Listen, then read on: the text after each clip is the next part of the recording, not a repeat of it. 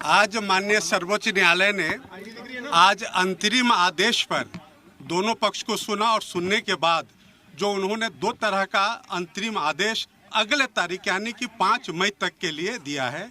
उनका जो पहला जो है अंतरिम आदेश कि वक्फ काउंसिल या वक्फ बोर्ड में कोई भी अपॉइंटमेंट, बल्कि उन्होंने स्टे नहीं किया है। जो भारत सरकार के सॉलिसिटर जनरल है उन्होंने अपना स्टेटमेंट दिया है कि अगली तारीख तक न तो काउंसिल में न वक्फ बोर्ड में कोई अपॉइंटमेंट जो संशोधित कानून है उसके अनुसार किया जाएगा। दूसरा बात जो माननीय अदालत ने कहा कि जो वक्फ व यूजर है जो रजिस्टर्ड हैं और गैजेटेड हैं उसको गवर्नमेंट डी नोटिफाई नहीं करेगी टिल द नेक्स्ट डेट। तो बड़ी इंपॉर्टेंट बात है कि जो रजिस्टर्ड एंड गैजेटेड हैं वही सिर्फ डी नोटिफाई नहीं होंगे, उसके अलावा संशोधन के हिसाब से सरकार कार्रवाई करने को स्वतंत्र है और जो संशोधित कानून है उस पर किसी भी तरह का अंतरिम आदेश नहीं है।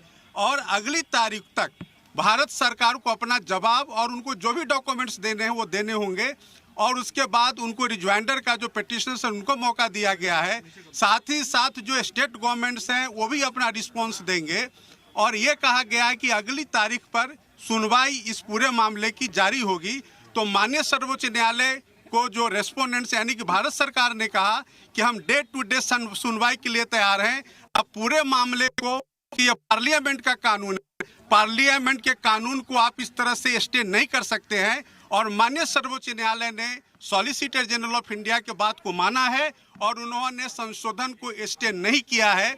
सिर्फ उन्होंने उनके 2 पॉइंट पे सॉलिसिटर जनरल के बात को रिकॉर्ड पे लेकर के और अगली तारीख 5 मई मुकर्रर कर दिया है और 5 मई से इस मामले की सुनवाई शुरू हो जाएगी। सर, यथास्थिति की बात कही गई, यथास्थिति को कैसे लिया जाएगा? नहीं, यथास्थिति मैंने आपको बताया कि 2 मुद्दों पर कि जो काउंसिल में और बोर्ड में अपॉइंटमेंट का जो मामला है वो अगली तारीख तक जो स्टेटमेंट सॉलिसिटर जनरल ने दिया है कि कोई अपॉइंटमेंट नहीं होगा।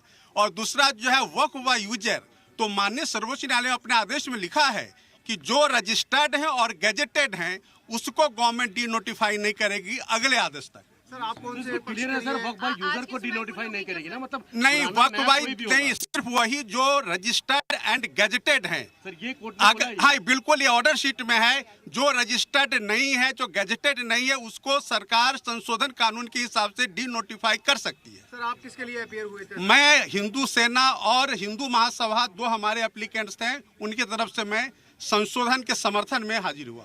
ठीक है, नाम बता दीजिए सर। नाम बता दीजिए सर। वरुण कुमार सिन्हा, विष्णु गुप्ता के लिए और एक पवन अग्रवाल है उनके लिए, सतीश अग्रवाल। नहीं, आज की सुनवाई पूरी हो गई, अगली तारीख 5 मई की मुकर्रर हुई है। ठीक है, धन्यवाद।